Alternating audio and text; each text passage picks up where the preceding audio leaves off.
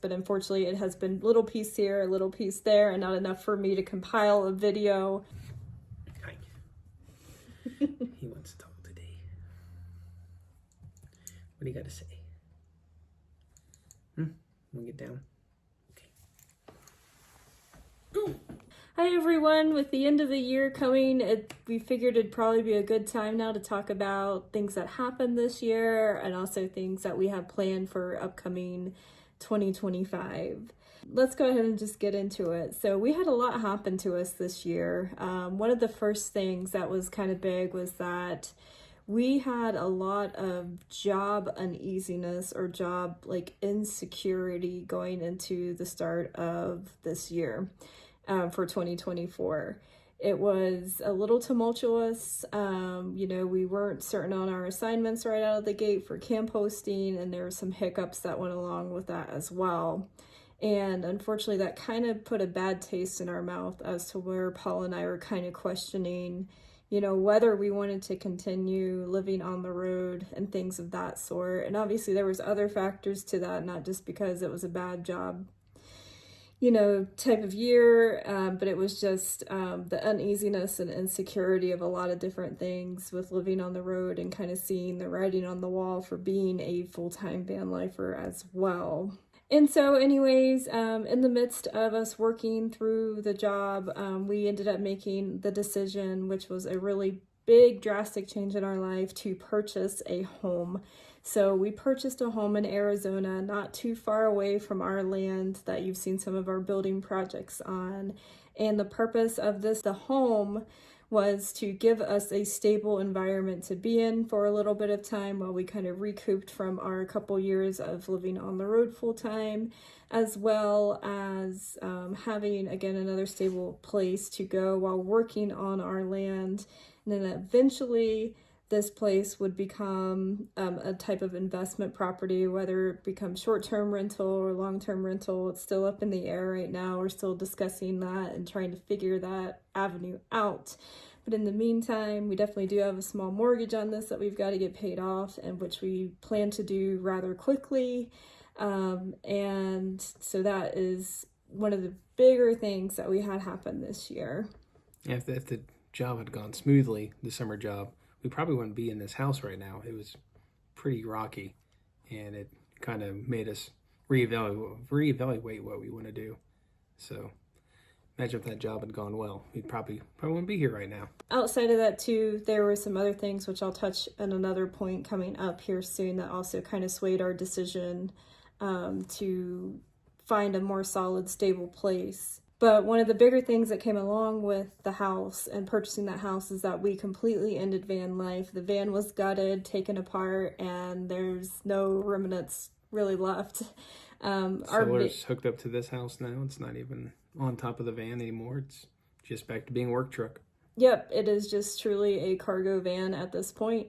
And that is great in some ways because that's what we're using it for our upcoming building projects, instead of trying to balance between hauling lumber on top of our bed and our space that we were living in, which could prove to be a little challenging and a little difficult at times. So the next part, which was a little unfortunate, but again, this was something that also was a factor, and it may not make sense to some people since we moved down here, but we decided to suspend our opt-out building permit for our land. It was just becoming too stressful to get people to come out to us. Yeah, so that was one of the biggest factors, is that we were totally reliant at this point on getting specific contractors out there to work and get things done, and they were essentially just dragging their feet. Work ethic is a little bit different out here than what we're used to. Yeah, in Ohio, we're used to having multiple options, and if so-and-so doesn't call you back or doesn't, give you a firm timeline, then you just go with the next person and they'll come out and do it. But unfortunately, our hands were a little tied. It was causing us some sleepless nights, some anxiety over trying to fall within that 6-month time frame that the county requires for showing proof of progress. It was really coming down to the wire for some days. It was down to the wire, and we just did not see a way to get things done in the time that needed to be done and what the county wanted us to have done at that point. And so we made the tough decision to go ahead and just suspend those for right now and get our infrastructure in place out on the land first. So that way we're also not dependent on others to do the work for us. We can do it ourselves instead of being reliant on other people that won't show up. So we are going to focus more on getting our water catchment in place, our water storage in place, because one of the bigger components out there is having that for building materials and also for survival, so we won't have to trek back and forth into town as frequently. Carrying 60 gallons of water to do work with concrete is a little hard to do. You don't get very far with just 60 gallons. Yeah. You're going to need a lot more than that. It sucks it up. And then on top of that, that would be some of our drinking water as well. So trying to balance all of that out on our land was a little challenging. And to think about doing that and then getting people out there to do foundation trenches and everything else and, pouring concrete and so on and so forth. The timelines just weren't adding up for us. And so we decided to go ahead and make that decision to just postpone it. And then once we do decide, we will go back to it. But another thing I want to touch on too is the fact that we did purchase more land. So we have additional parcels to build on if we decide to change that, because as we noticed when we started going back out there this summer is that it is starting to fill in. I think people are feeling the need to get away from civilization, and we had some neighbors out there, not that they were extremely close, but it would be much nicer to maybe push us back onto one of our farther parcels to get just a little bit more peace and not, like I said, we're not on top of each other. We all have, 5 to 10 acres separating us, but, we can still see everybody. It doesn't seem that we're the only van lifers that are living out there right now. It seems to be kind of the next movement out of all this. I don't think we're the only nomads that are starting to settle roots after the pandemic for the past few years. I think a lot of other people have been driving around out west and are starting to think the same way and go down the same route. And maybe a return to earth movement, maybe it's coming on. Can't tell, but it's getting busier out there. Yeah. So that was a big decision for us. So we've got a couple other things to focus on before we can really focus on getting a bigger structure planned out and put out there. One of the other things that comes along with that as well, obviously we picked up a new mortgage, is that Paul has returned to work. So he got a job pretty much right out of the gate of us moving down here and signing papers. I think he literally... The day that we were getting our keys was the day of my interview, and it went well enough. I had a job right same day we had keys, I think. So yeah, and the purpose of that is just so that we can get this mortgage paid off as soon as possible. And then we also purchased a car. This is just another mode of transportation that we think would be very valuable, because obviously I don't feel comfortable driving a giant cargo van everywhere.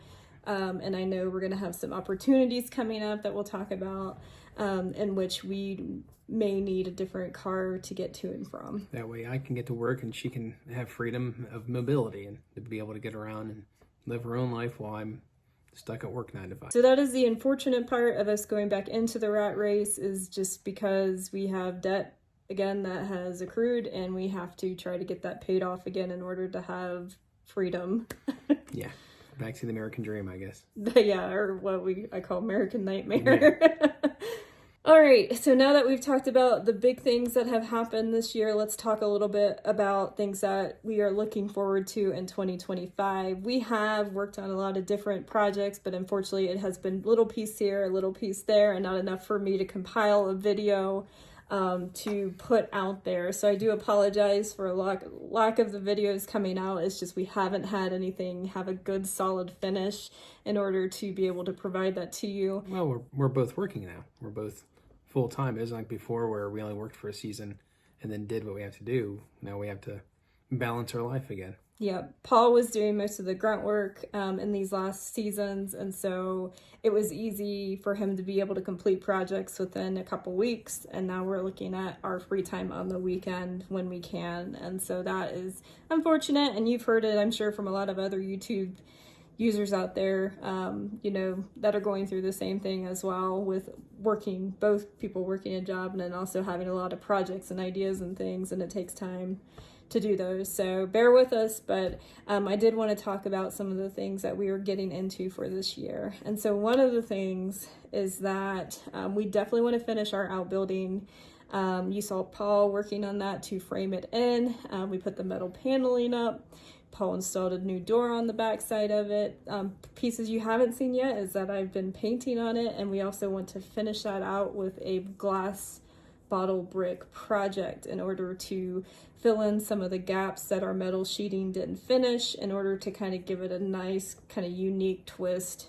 Just something kind of different than just slapping a bunch of metal sheeting on it and calling it a day. And we're using what we have rather than try to build a whole bunch of materials. I mean, yep. We have it, so might as well use it. We have a ton of glass bottles, and one of the things, is that we plan on using those not just here for this minor project, but it gets us practice to where we can use it more for those large scale building projects that we're going to have out on our land. We talked a little bit about, why we decided to step down from the opt-out permit. And so one of the things now that we want to focus on is getting rain catchment set up out there, which we've already kind of touched base on. It's an important, vital thing for building construction, for our quality of life.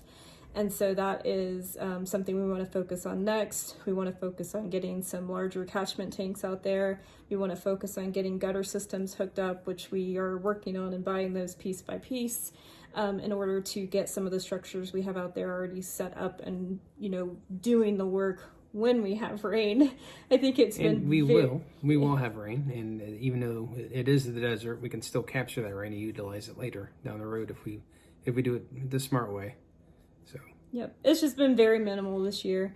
Right now is the winter season. We should be getting some rains, and unfortunately we haven't seen much of anything yet, but that is such is the life that we signed up for out here. So, but we're still gonna, cross our fingers, and hopefully we get us a nice rainy season coming through in 2025. This next big thing is a project that Paul and I kind of have been thinking about for a little bit, and this is again getting that infrastructure in place and set up out on the land. And one of the things we want to do is to get a workshop structure set up out there and do it in a non-permitted way, meaning that it's under the 200 square foot limit out there for building. And so this building will not have any type of plumbing hookups or sewer to it. It will not have a restroom or a shower.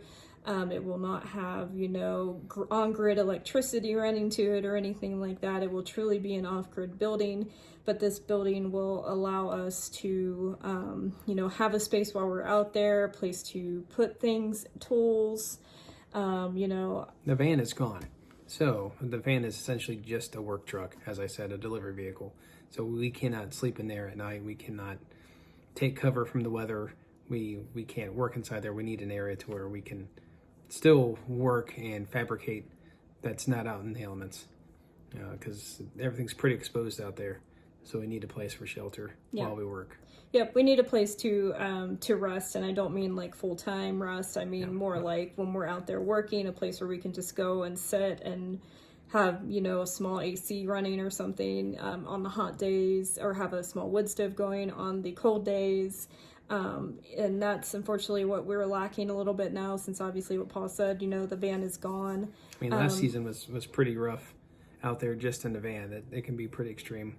So it'd be nice to have somewhere to take shelter when we need. So anyway, so that project, we will be giving more details on that as we start that project and get it going.